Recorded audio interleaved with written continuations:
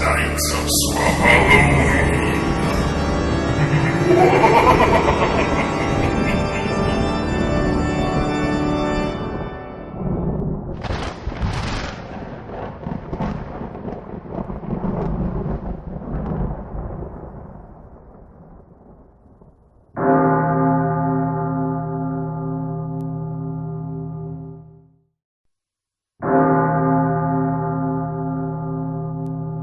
Army of Darkness.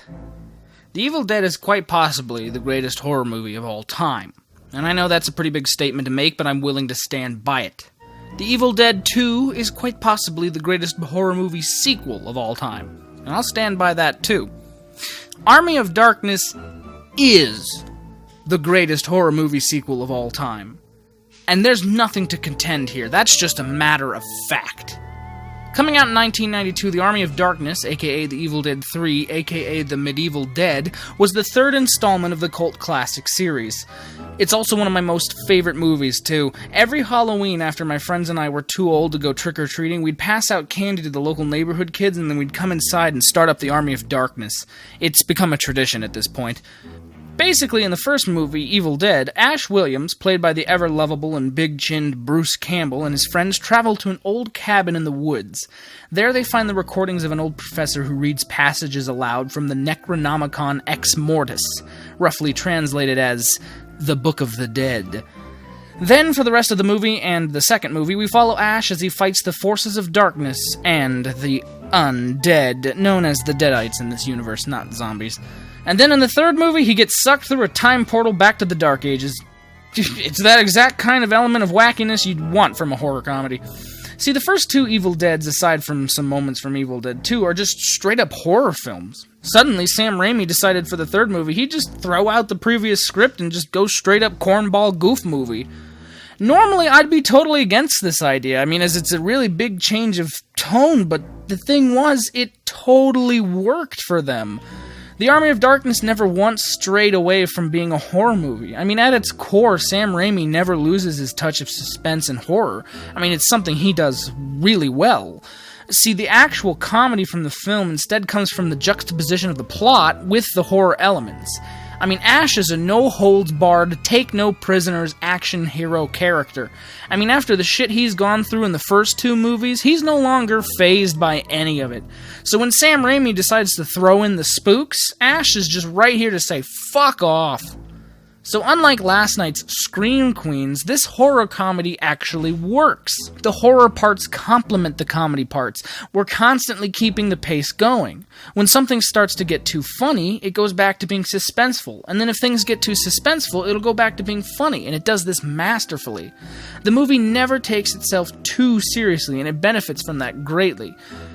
Plus, it's one of the most quotable films of all time. It's a trick. Get an axe.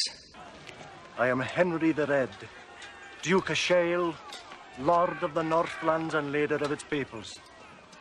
Well, hello, Mr. Fancy Pants. I got news for you, pal. You ain't leading but two things right now. Jack and shit. And Jack left town. All right, you primitive screwheads, listen up. See this? This is my boomstick! Yo, she-bitch. Let's go. Groovy. Little goody two-shoes.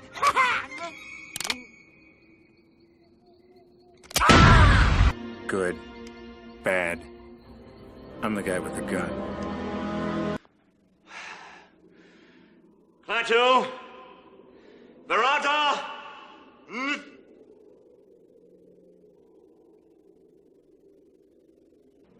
Klaatu. Barata.